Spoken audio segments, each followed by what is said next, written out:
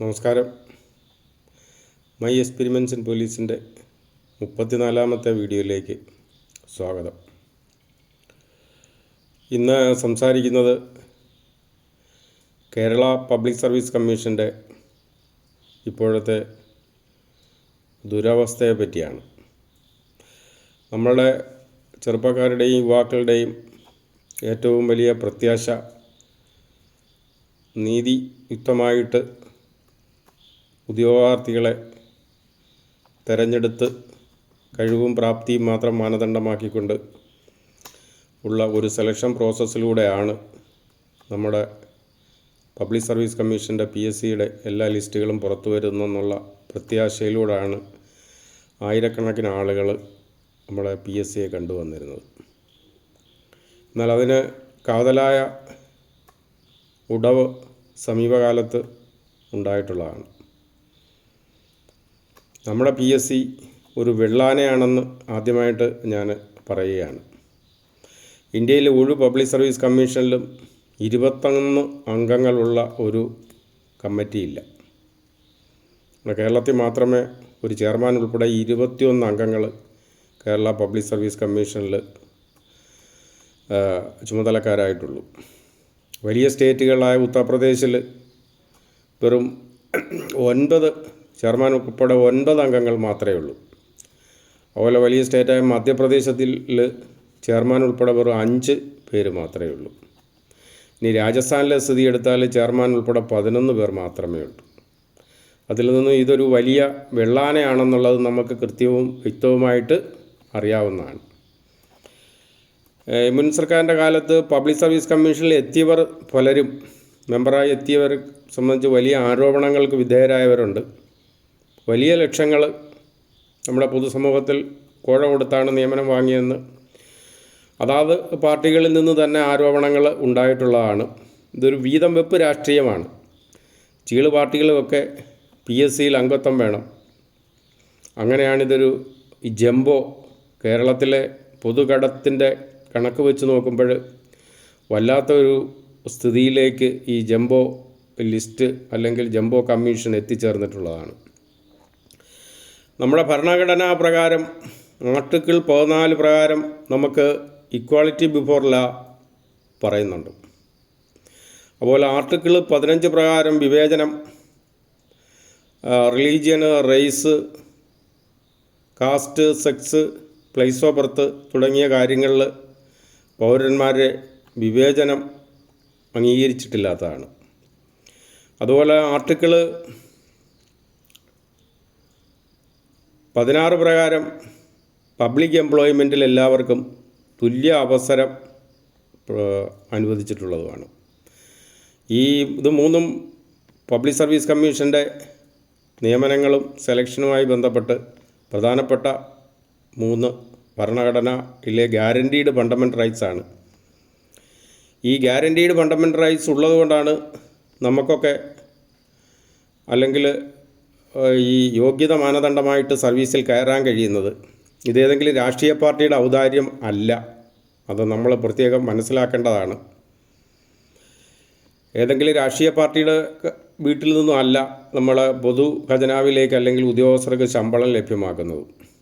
അപ്പോൾ സ്വാഭാവികമായിട്ടും നീതിയുക്തവും സുതാര്യമായൊരു selection process ഇക്കാര്യത്തിൽ വളരെ അത്യാവശ്യം ആണ്. 58 മാർക്കിൻ്റെ ചോദ്യങ്ങൾ പരിശോധിക്കപ്പെട്ടിട്ടില്ല എന്നുള്ളതും ഉത്തരങ്ങളിലെല്ലാം ശരി ഉത്തരങ്ങൾ B പിരിവിലാണെന്നുള്ളതുമൊക്കെ ഞെട്ടിക്കുന്ന കാര്യങ്ങളാണ്. ഇതേതെങ്കിലും ഒരു ഈ പേപ്പർ വാല്യൂ ചെയ്ത ഒരു ഉദ്യോഗസ്ഥൻ്റെ പെടലിക്ക് വെച്ച് ഊരാവുന്ന ഒരു കാര്യമല്ല. ഇതൊരു ഓർഗനൈസ്ഡ് മാഫിയ എന്ന് വേണമെങ്കിൽ പറയാം. നമുക്ക് ഈ മേഖലയിൽ പ്രവർത്തിച്ചിട്ടുണ്ട്. അല്ലാതെ ഈ രീതിയിലൊരു അട്ടിമറി നടക്കില്ല. കേരള പബ്ലിക് സർവീസ് കമ്മീഷൻ്റെ 1000-ൽ താഴെ ഉദ്യോഗാർത്ഥികൾ അപേക്ഷ കൊടുത്ത എല്ലാ പ്രധാനപ്പെട്ട പരീക്ഷകളെ പറ്റിയും വളരെ വിശദമായൊരു പരിശോധന ആവശ്യമാണ്. അതല്ല എങ്കിൽ നമ്മളെ യൂണിവേഴ്സിറ്റികളിൽ കടന്നുകൂടിയതുപോലെ ബന്ധുക്കൾക്ക് മാത്രം യോഗ്യത രാഷ്ട്രീയ നേതാക്കളുടെ ബന്ധുക്കൾക്ക് മാത്രം യോഗ്യതയുള്ള സ്ഥിതി ആയോ നമ്മുടെ പബ്ലിക് സർവീസ് കമ്മീഷൻ എന്നുള്ളത് വളരെ വിശദമായ പരിശോധനയ്ക്ക് വിധേയമാക്കേണ്ട ഒരു വിഷയമാണ്. ഞാൻ ക്രൈംബ്രാഞ്ച് ആസ്ഥാനത്തിലുള്ള സമയത്ത്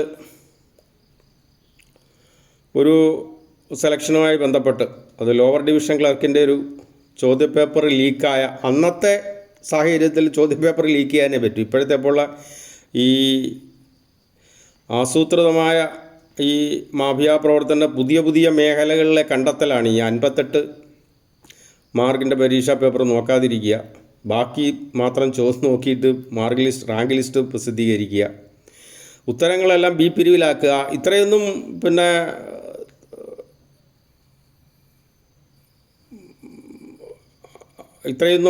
ശരിക്കും പറഞ്ഞാൽ ആസൂത്രിതമായൊരു സംവിധാനം ഈ 40 വർഷം മുമ്പുണ്ടായിരുന്നില്ല. അന്നൊക്കെ ക്വസ്റ്റ്യൻ പേപ്പർ ഏതെങ്കിലും രീതിയിൽ ക്വസ്റ്റ്യൻ 2-3 പേരുടെ കയ്യിൽ നിന്ന് വാങ്ങിയായിരിക്കും ഒരു പരീക്ഷയ്ക്ക് ക്വസ്റ്റ്യൻ എടുക്കുന്നത്. അതിൽ ഏതെങ്കിലും രീതിയിൽ സ്വാധീനിച്ച് ആരിൽ നിന്നെങ്കിലും ക്വസ്റ്റ്യൻ ലീക്ക് ചെയ്യുകയോ അല്ലെങ്കിൽ PSCയിലെ ഉദ്യോഗസ്ഥരെ സ്വാധീനിച്ച് ക്വസ്റ്റ്യൻ ലീക്ക് ചെയ്യാനേ പറ്റും. എനിവേ ഇക്കാര്യത്തിൽ ക്രൈംബ്രാഞ്ച് ഒരു കേസിൻ്റെ അന്വേഷണം നടത്തി. അന്വേഷണത്തിൽ ക്വസ്റ്റ്യൻ പേപ്പർ ലീക്ക് ആയതായിട്ട് ബോധ്യപ്പെട്ടു. അപ്പോൾ ഇവരെല്ലാം പിരിച്ചുവിടാനും ലീക്ക് ചെയ്യാൻ നേതൃത്വം കൊടുത്തവർക്കെതിരെയൊക്കെ നടപടികളും ഒക്കെ ആയിട്ട് ക്രൈംബ്രാഞ്ചിൻ്റെ കുറ്റപത്രവും തയ്യാറായ കുറ്റപത്രത്തിന് സ്വാഭാവികമായിട്ടും പ്രോസിക്യൂഷൻ സാങ്ഷൻ വേണം. അത് പബ്ലിക് സർവീസ് കമ്മീഷന് കൊടുത്തു. അവർ ഫയൽ മടക്കി. പബ്ലിക് സർവീസ് കമ്മീഷൻ്റെ വിശ്വാസ്യതയെ ബാധിക്കുന്ന വിഷയമാണെന്ന് പറഞ്ഞ് ഫയൽ മടക്കി. അവസാനം ആ കേസ് പിന്നെ ഒന്നും ചെയ്യാൻ പറ്റാതെ കുഴിച്ചു മൂടപ്പെട്ടു. അപ്പോൾ ഈ തരികിടകൾ പണ്ട് തൊട്ടേ ഉണ്ട്. അത് പല രൂപത്തിലും ഭാവത്തിലും വ്യത്യാസം മാറി പ്രത്യക്ഷപ്പെട്ടൊരു പുതിയ സിസ്റ്റമാണ് ഇപ്പോൾ വന്നേക്കുന്നത് എന്നേ നമുക്ക് പറയാൻ പറ്റൂ. എന്തായാലും ഈ ഉയർന്ന തസ്തികകളിലെ നിയമനങ്ങളെല്ലാം പരിശോധനാ വിഷയമാക്കേണ്ടത് വളരെ അത്യാവശ്യമാണ്. പ്രത്യേകിച്ചും പ്രത്യേക യോഗ്യതകൾ കണ്ടെത്തി ഉയർന്ന ശമ്പള സ്കെയിലുകൾ ഫിക്സ് ചെയ്ത് അപേക്ഷകർ കുറവുള്ള പരീക്ഷകൾ അത് പ്രത്യേകം പരിശോധിക്കപ്പെടണം. ആ കാര്യത്തിൽ യാതൊരുവിധമായ വീഴ്ചയും ഗവൺമെൻറ് സംവിധാനത്തിനുണ്ടാകാൻ പാടില്ല. ഇപ്പം ഞാൻ തന്നെ എഴുതിയ ആദ്യത്തെ ഡയറക്ടേഴ്സ് സെലക്ഷൻ 1992 ഒരു പരീക്ഷ നടന്നിരുന്നു.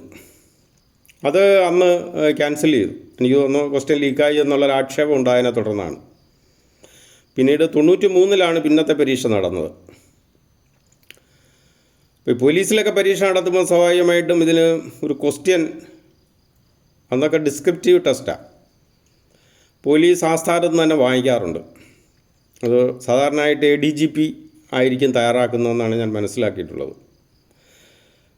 ഞങ്ങളുടെ പരീക്ഷയുടെ ചോദ്യപേപ്പറും അലക്സാണ്ടർ ജേക്കബ് സാറാണ് തയ്യാറാക്കിയെന്നാണ് എനിക്കറിയാൻ കഴിഞ്ഞിട്ടുള്ളത്. രണ്ടാമത്തെ ലീക്കാവാത്ത ഞങ്ങൾക്ക് സെലക്ഷൻ കിട്ടിയ ക്വസ്റ്റ്യൻ പേപ്പർ അദ്ദേഹമാണ് തയ്യാറാക്കിയെന്നാണ് പിന്നീട് കേട്ടറിയാൻ കഴിഞ്ഞത്.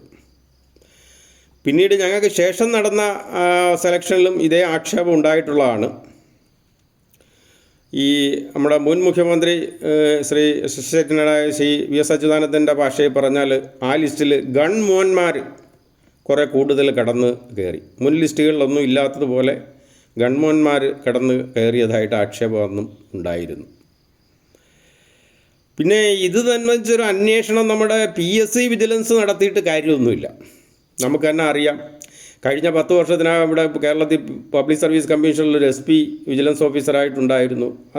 ആ തസ്തികയിലിരുന്ന ആരെങ്കിലും ഈ നിലവിലെ സംവിധാനത്തിൽ എന്തെങ്കിലും പോരായ്മ ഉള്ളതായിട്ടോ ഏതെങ്കിലും ക്വസ്റ്റ്യൻ പേപ്പർ അല്ലെങ്കിൽ ഏതെങ്കിലും ലീക്ക് ഉണ്ടായിട്ടുള്ളതായിട്ടോ അല്ലെങ്കിൽ ഇമാതിരി എന്തെങ്കിലും തട്ടിപ്പ് നടന്നതായിട്ടോ നാളിതുവരെ നമ്മളെ പൊതുമധ്യത്തിൽ കൊണ്ടുവന്നിട്ടില്ലാത്തതാണ്.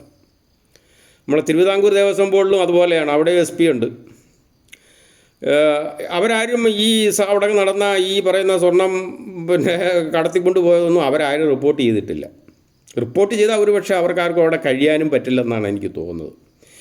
എന്തായാലും ശരി, അവരവരുടെ ജോലി ചെയ്യാൻ കഴിയാത്ത അവരെയും കൂടി തന്നെ ഈ എൻക്വയറി ഏൽപ്പിക്കുന്നതുകൊണ്ട് കാര്യമായ എന്തെങ്കിലും പ്രയോജനമുണ്ടെന്ന് തോന്നുന്നില്ല.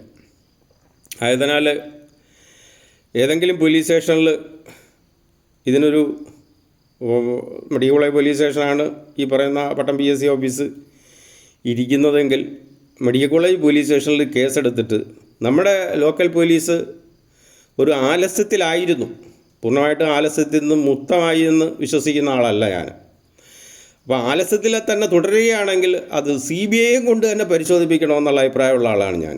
എങ്കിലേ അതിൻ്റെ കാര്യങ്ങൾ പൊതുസമൂഹത്തിന് ശരിയായ വിധയിൽ അറിയാൻ പറ്റും. കാരണം ഇത് ഒരു അസിസ്റ്റൻറ്റോ അതല്ലെങ്കിൽ ഒരു പേപ്പറുമാക്കിയ ഒരു വാല്യുവേറ്ററോ പിന്നെ അല്ലെങ്കിൽ ഏതെങ്കിലും ഒരാളിൽ നിൽക്കുന്നൊന്നുമില്ല. ഇതെല്ലാം ഒരു സംഘടിതമായ ഓർഗനൈസ്ഡ് മാഫിയ എന്ന് തന്നെ നമുക്ക് പറയേണ്ടി വരും. അത് രാഷ്ട്രീയ നേതൃത്വം ഉൾപ്പെടുന്ന ഒരു മാഫിയയുടെ കയ്യിലെ ചട്ടുകങ്ങളായിട്ട് പ്രവർത്തിച്ചവരായിരിക്കും, അല്ലെങ്കിൽ ടൂൾ എന്ന് നമ്മൾ പറയാമല്ലോ, ഉപകരണങ്ങളായിട്ട് പ്രവർത്തിച്ചവരായിരിക്കും ഇതിൻ്റെ ഏറ്റവും താഴത്തെ. ഈ പേപ്പർ വാല്യൂ ചെയ്തപ്പോൾ 58 മാർക്ക് കാണാതെ പോയ ആളുകളല്ല, 58 മാർക്കിൻ്റെ വാല്യുവേഷനൊക്കെ കാണാതെ ഉള്ള ആളുകൾ. അപ്പോൾ സ്വാഭാവികമായിട്ടും പൊതുസമൂഹത്തിന് ഇതിൽ ഒരു സുതാര്യമായ അന്വേഷണം ആവശ്യമാണ്. നമ്മുടെ PSCയുടെ വിശ്വാസ്യത വീണ്ടെടുക്കേണ്ടതായിട്ടുണ്ട്. ഏതായാലും ശരി, ഇക്കാര്യത്തിൽ സത്വര നടപടികൾ ഗവൺമെൻറ് മെല്ലപ്പോക്കിലാണെന്ന് മനസ്സിലാക്കുന്നു. സത്വര നടപടികൾ അടിയന്തരമായി സ്വീകരിച്ച് ചുമതലക്കാരായ മുഴുവൻ ആളുകളെയും ആരായാലും ശരി അവരെ പബ്ലിക് സർവീസ് കമ്മീഷനിൽ നിന്ന് പുറത്താക്കി അക്കാര്യത്തിൽ തുടർന്ന് ഈ രീതിയിലുള്ള വീഴ്ചകൾ ഉണ്ടാകാതിരിക്കത്തക്ക രീതിയിൽ കുറ്റമറ്റ രീതിയിലുള്ള സംവിധാനം ആയി PSCയുടെ നഷ്ടപ്പെട്ട വിശ്വാസ്യത വീണ്ടെടുക്കണമെന്നും ആവശ്യപ്പെട്ടുകൊണ്ട് ഈ വീഡിയോ ഇവിടെ സമാപിക്കുന്നു. നന്ദി, നമസ്കാരം. മറ്റൊരു വീഡിയോ ആയിട്ട് വീണ്ടും കാണാം.